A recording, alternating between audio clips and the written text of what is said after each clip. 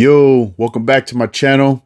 Today we're going to be talking about Deadpool and Wolverine. This will be the spoilered review. So if you haven't got a chance to check out my spoiler-free review yet, go on ahead, check that out first, then come back. All right, so getting straight into it. Bro, this is one of the best.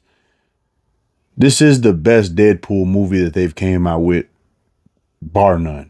I mean, man, the action was spot on. The comedy was spot on. Just like I said in spoiler-free review. Starting out, we got Deadpool. You know, Deadpool just running his mouth. Just always gonna be running his mouth left and right. And I mean, fast forwarding past all of the little flashback moments of him right before they grabbed him and stuff like that, we get to see a little bit of what happens to Deadpool as he is looking for something, searching for something. We then find out later after we get the flashback that he's looking for a Wolverine. But so he is pretty much going around killing the TVA members. We're trying to figure out why, but eventually we do find out why. And it's simply because they're coming after him to take him back to the TVA. He is in search of this Wolverine to try to help save his timeline because they are trying to, or I should say, Paradox is trying to kill off his love interest and all of his friends that he have met along the way. So we got that in Deadpool 1, Deadpool 2. Check that out if you haven't seen it. Definitely before you go and watch this movie, go on ahead and watch Deadpool 1, Deadpool 2 now. Hilarious films. I didn't really like Deadpool 2, but this isn't the review for that. So we get to see him using Logan. Yes, Logan is dead. So I'm glad that they didn't bring him back. But we know that Marvel has went with variants in this new MCU iteration. So we have to deal with that, but we get to see that Logan actually died. Deadpool uses his adamantium body to fight off the TVA members, pretty much kill them in all kind of different cool ways. I mean, we get great action shots left and right. He eventually uses the TemPad to go and find Wolverine. Well, he stumbles upon several different iterations of Wolverine. I'm talking about, we get some from the 80s. We get some from the 90s. We get Old Man Logan. We get Wolverine and Hulk fight. We get Henry Cavill. Let's start right there. Actually, that's where I should have started from the beginning. We get Henry Cavill as Wolverine. I can't believe that. So what do we do from that, Marvel? Is it one and done? Are you about to John Krasinski us? Speaking of John Krasinski, we get Channing Tatum as Gambit. Now that comes on later on, but that was what I was referring to in my spoiler-free review, where I was speaking about we get a John Krasinski-esque moment. I'm talking about Channing Tatum. Channing Tatum came in as Gambit.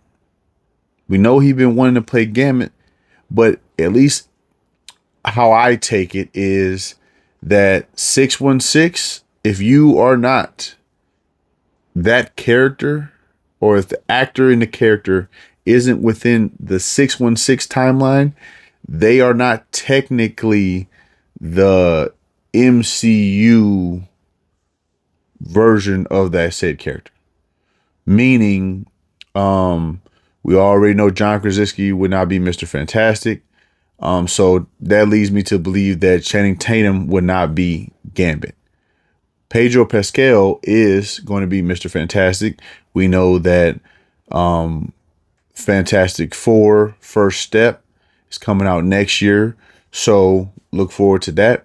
And we know that Wesley Snipes, who did cameo in this movie, I'm surprised that him and Ryan Reynolds passed things up long enough to get along. But I think it's just water underneath the bridge. You know what I'm saying? That was over 20 years ago. Definitely is no reason to harp on that. Any ill feelings should be water underneath the bridge. But yeah, Channing Tatum would not be our Gambit, but he is a variant. So that was fun to see him in that role. We also get Jennifer Garner as Elektra. We also get Pyro. Aaron, he came back as Pyro. They're just giving us all of Fox. That's what I feel like this movie. I think this movie was a better send off, I should say, for the Fox universe and what they brought. We also, here's another cameo. We get Chris Evans as the Human Torch, running it right on back to the Fantastic Four movies that came out with Jessica Alba. So that was fun to see. I initially thought that he was coming back as Captain America, which I do not want. Not because he isn't a great actor, not because he didn't do that role justice. I mean, he's perfect for the role.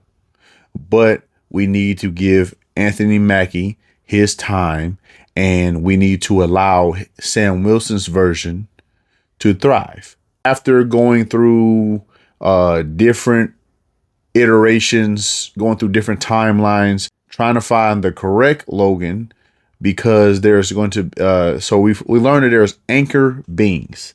Anchor beings, I guess, are beings who are, once they die, I guess the world is pretty much on its course of being wiped off the timeline. At least that's how I kind of understood it. I could be wrong, but this is just my first. I only seen the movie one time, so this is all just my first, my recollection basically of what is going on. So, the anchor being Logan, he died. Well, now we have Ryan Reynolds' situation where Deadpool needs to try to find another Logan. But we all know that that's BS. If you watch the film, you already know that that's BS. Paradox is basically trying to speed this process up. He is working outside of the TVA, even though he is a TVA agent. Basically, they got 72 hours, which is 3 days. They have 3 days to figure all this out, or he's going to use the Time Ripper device to destroy the timeline. We find all this later, but basically Deadpool, he went search, found Logan. Logan in this universe, which I don't think that they disclosed which universe he was in, which was kind of weird. I feel like Marvel should have at least gave us that. I could have missed that, but I do not remember seeing like on the bottom left or bottom right of the screen which universe that was in. We know that the main universe that they're in, I think, is 10,005 or 1,005. I think it's 10,005. And so we know that that's where the story takes place mainly. We do see that Ryan Reynolds, Deadpool, he did make it all his way to 616. And he spoke with Happy to try to be recruited into the Avengers, but Happy wasn't going for that, which I can't even complain about that. I wouldn't have either. We finally get a chance to see them fight. And man, I tell you, that first fight after they were sent to the trash heap of the void, that was some of the best. I think that was the best action we got for Logan. I mean, he's crawling on the ground like an animal. That threw me off completely. But then we get to see, shortly after they conclude their fight, which, I mean, it's a stalemate, of course. We get to see Chris Evans, Human Torch. He comes back, and that was a surprise, a pleasant surprise. Definitely was funny. Definitely was witty. They take it back. They take it back. So we definitely get to see his witty side, and the jokes was coming in, rolling in. But then, next thing you know, we get Sabretooth, Toad. We pretty much get the villains per se, but they're like low villains. We get a Sabretooth from the original trilogy of the X-Men movies. We get to see him again. We get to see Toad. We get to see Pyro from, I think it was from X-Men First Class. We get to see all these characters together, and Human Torch, Chris Evans, Human Torch, he goes on the attack of Pyro, but Pyro somehow, some way was able to nullify that. I was pretty confused about that. Like, maybe I need to brush up more. Actually, you know what? I definitely need to brush up more on my Marvel Comics lore and understanding their abilities a little bit more. But I just that just kind of threw me off. It seemed like he was transferring all his heat source into Pyro, which I was like, what is that about? But it was cool nonetheless, I guess. The highlight moment though was we get the Sabretooth versus Wolverine rematch, I should say. And I mean one shot, clean one shot. I mean decapitation. Wolverine take his head clean off the shoulders.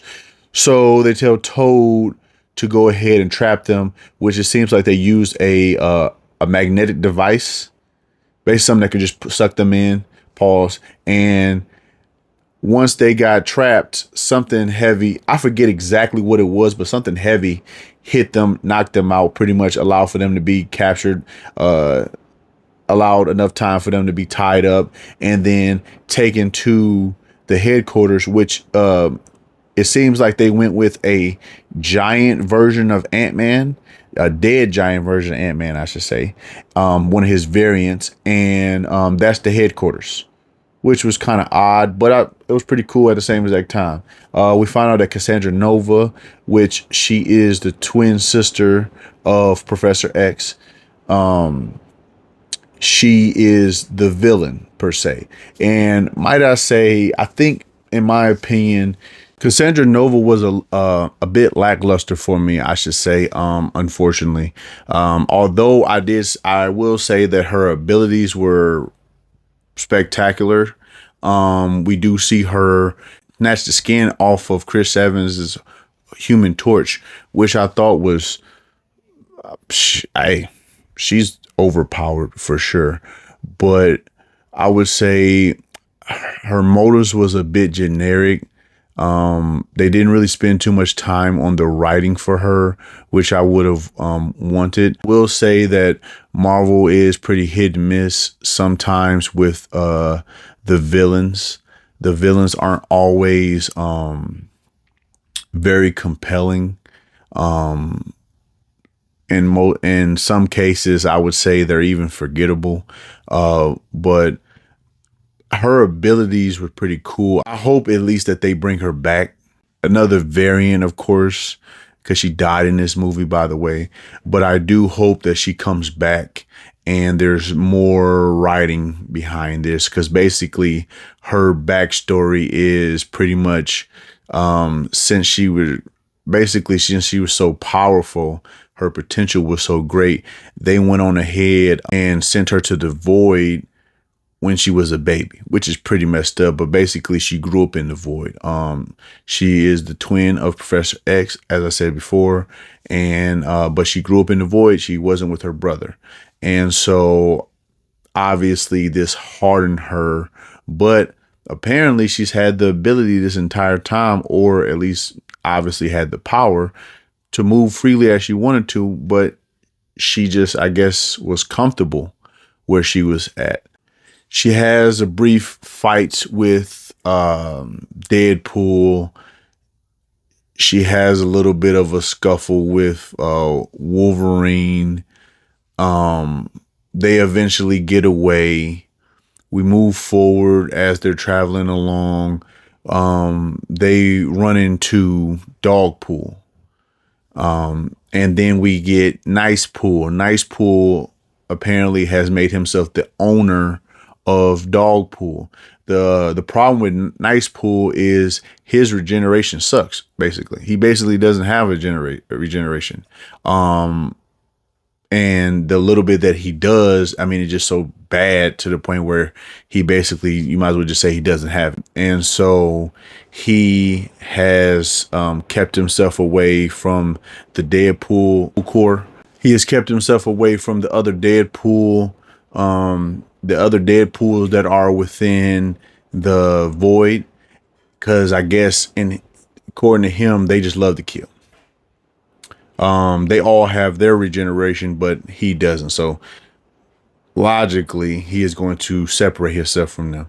Anyway, we get this little these little moments where our Deadpool, is basically trying to own the dog or have the dog come with him.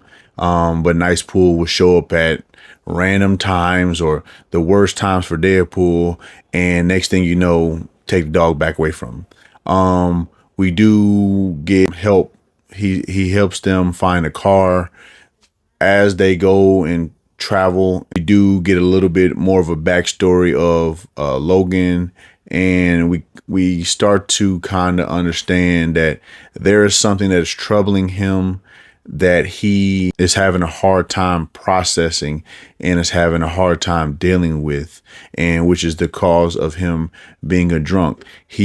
This Logan is known as the worst Wolverine, the worst Logan out of all of them.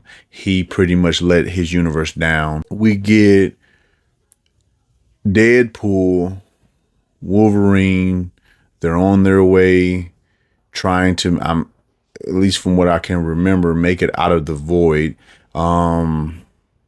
Stop the car. We have a very hilarious but serious moment where Logan pretty much lays it on Deadpool. Tells him basically he is a failure.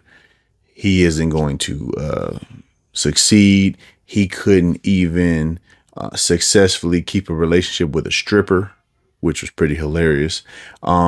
Pretty much just tearing him down, which then causes Ryan Reynolds Deadpool, to go on ahead and say, yeah, we're finna fight.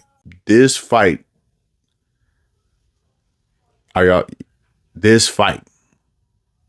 I'll say, is probably the best fight that we've gotten in a long time. I'm easily throwing this fight in the top three fights in the MCU, maybe top one. I mean, this fight, Marvel lets loose. I mean, this was a real rated R movie, by the way. If you are a parent who doesn't want your children to go and see rated R movies, do not take them to go see this one. They're stabbing through each other like it's nothing, regenerating. They fought all night long until exhaustion, and to the point where they would sleep. And then they went and got picked up, which later on we find out is Daphne's X-23. X-23 is stuck in the void as well and takes them back to their hideout.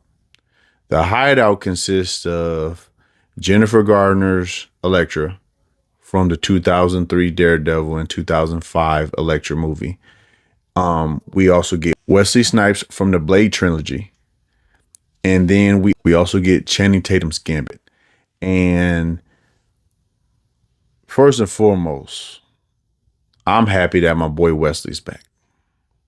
He looked good in this movie. I don't know if Marvel is going to do anything else with him. But I'm just happy to see him finally getting the love. He was, I felt like he was blacklisted, or at least out of the public's radar for at least a cool decade. I mean, he went from being one of the top black actors to, at least in my opinion, we ain't heard from him in a long time until he started popping back up, several years back. So I'm happy that they're showing him love and they're giving him respect, because Blade is what, kept Marvel a little bit alive at a tough time for them when they went bankrupt and had to sell off character rights and stuff like that, which is the whole reason why you get Spider-Man with Sony, you get X-Men and the Fantastic Four with Fox. You know what I'm saying? Everybody just getting spread around. The Hulk with Universal. Everybody's just getting spread around because they went bankrupt. And it feels good to see Wesley Snipes get a just due. And I feel like they did a good job with him in this movie. He was pretty hilarious. the whole little ensemble, the little group that they formed, I think that worked really, really well. They came up with a decent plan. The plan was pretty decent. I think it was executed well. The final fight that they did together as a group was done to showcase all of their great abilities. This is obviously, I think this is the first time, or definitely one of the first times. I can't fully remember if this was the first time that we get. No.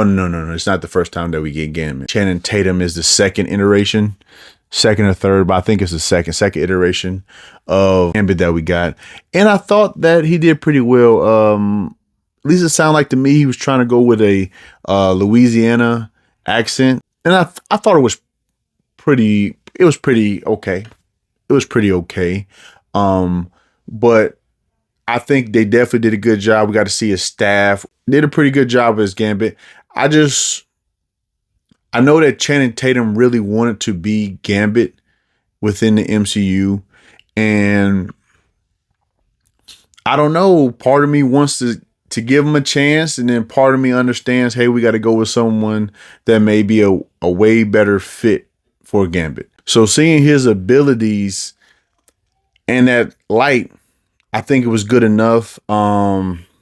Pretty much fed our appetite for the X-Men, and I'm just looking forward to what they do next in the MCU for the X-Men. They conclude the fight. Eventually, we get to a point of we find out that Paradox and Pyro, they was kind of working together partially, but then Paradox, after they had already came with the plan of taking Juggernaut's helmet. We do get Juggernaut, and I think it's Vinnie Jones from X-Men The Last Stand, but I could be wrong. But we get him, and basically they need to take his helmet and put it on Cassandra Nova, so that way it nullifies her abilities and power. Basically, it weakens her. So now she's susceptible to damage. She can die, basically, at this point.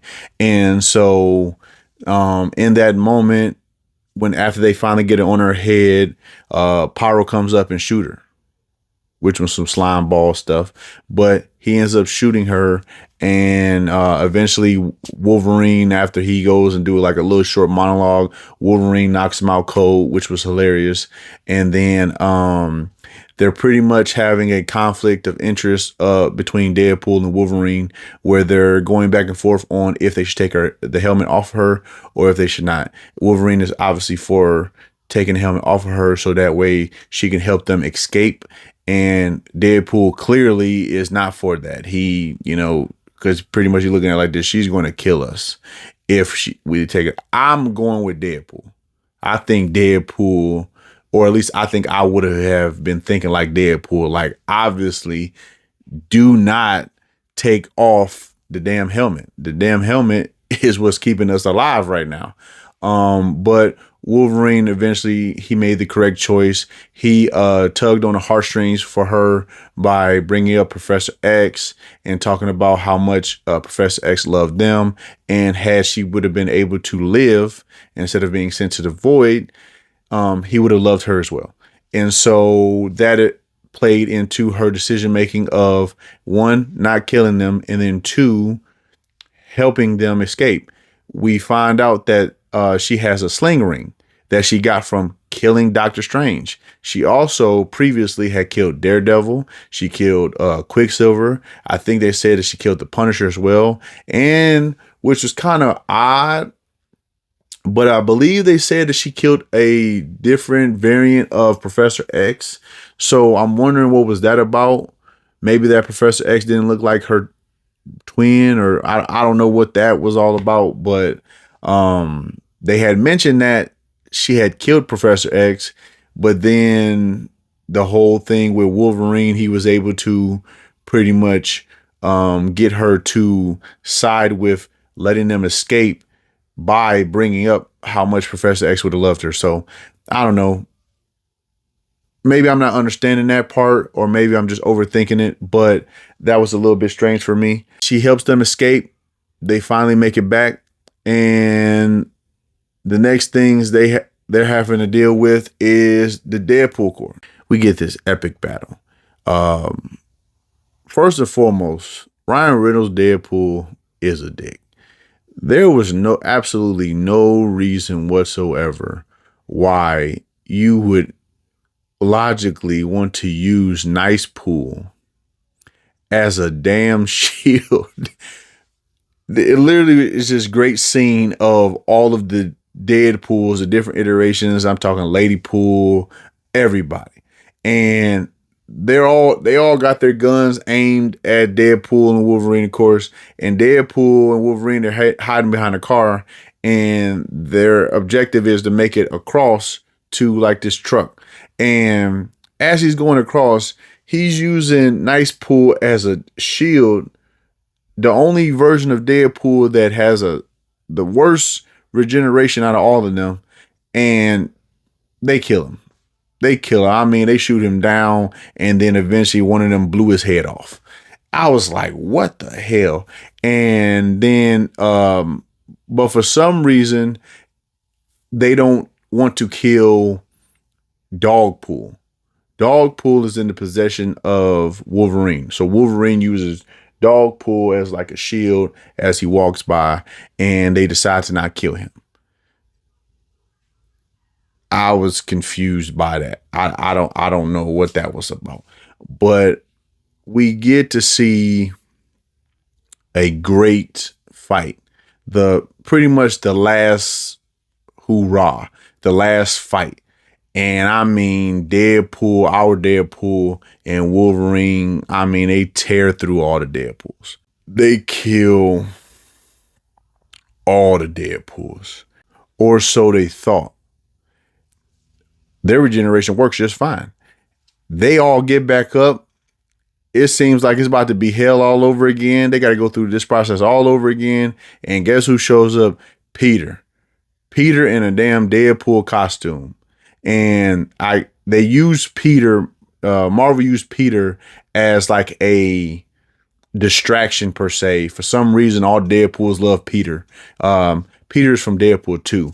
And for some reason, they all love Peter. And for some, I don't know. I don't get it. Cool character, I guess, but whatever. They love him enough, and so happy to see him enough that they allow for our Deadpool and Wolverine to escape. So I guess that you could call that just moving the plot along, whatever. But we get to a point where Cassandra, she done came back. She didn't use a sling ring to leave the void and enter into our universe. And she takes Paradox and forces him to show where this Ripper device is at. She basically wants to absorb the power to help destroy the timeline, basically. So she's pretty much going to exert all the power, and I'm assuming to go with, like, she's going to annihilate all the timelines. She's hooked up to the machine, and Deadpool or Wolverine has to take the matter and antimatter, and pretty much they have to be the middleman in a way, and it should backfire and destroy the machine and kill her. So we get this Hawkeye and Black Widow moment of no, let me die, no, let me die, from Infinity War. And they're going back and forth, Deadpool, Wolverine. They're giving off the reasons why they should be them, why it should be them. And at the last minute, Deadpool sucker punches, get a cheap shot on Wolverine, and makes it to the other side of the door, locks it. Then we get the little quick funny montages of him being a goofball, appearing into the window, trying to be Mr. Funny Man. And then, so he's going to be the one to sacrifice himself, pretty much kill himself. Because it was established that basically once they do this, doesn't matter about their crazy regeneration. If one of them does it, they're dead for good. It's over with. So we get Deadpool, and he grabs the antimatter. He's trying to connect to the matter, and having a hard time reaching across, especially within time, because there's a time frame that they have to do this before basically it's too late. The timeline is gone. Cassandra wins. Um, so Wolverine, in an epic montage of scenes, is just busting through the door, trying to break down the door. He eventually gets in, grabs the matter, connects with Deadpool, and they save the day pretty much. They destroy the machine, they destroy Cassandra Nova, and the timeline is safe. Um, we get the ending with the TVA. They find out about Paradox.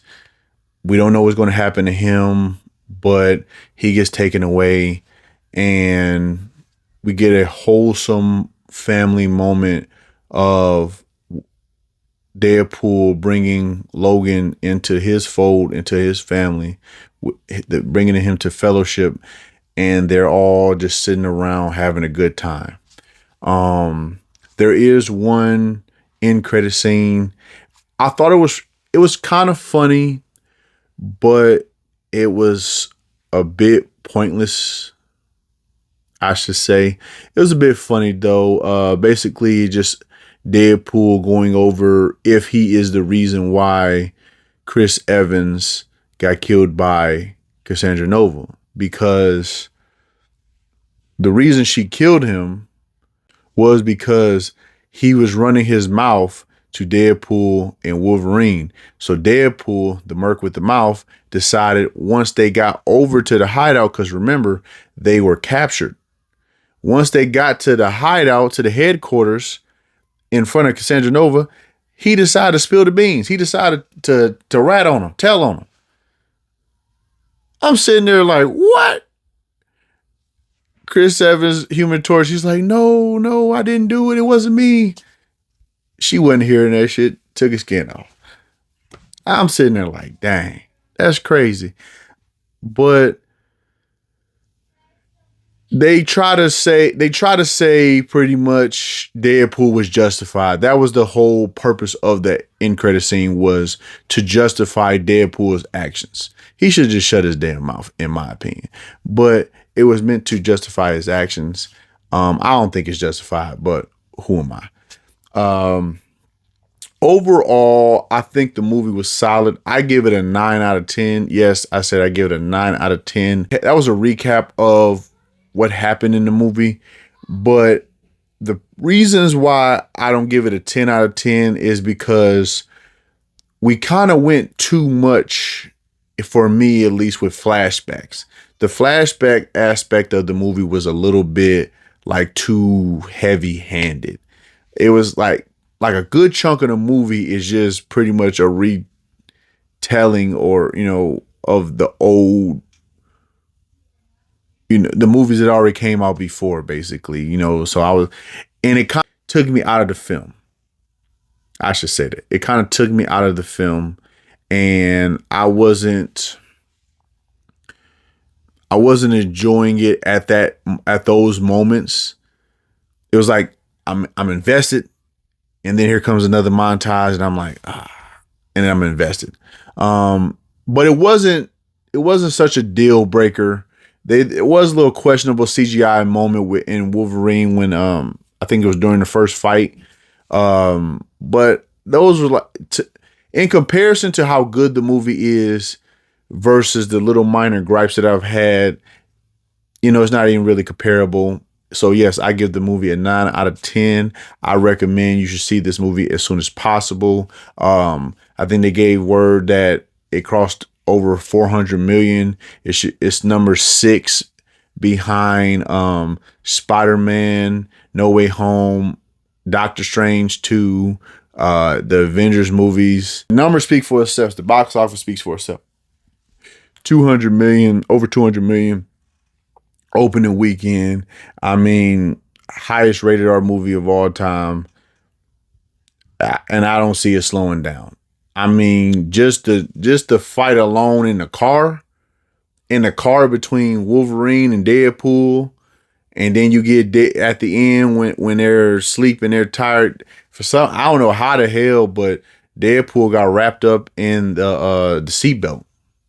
Somehow he's wrapped up in the seatbelt. They exhausted from fighting all damn night.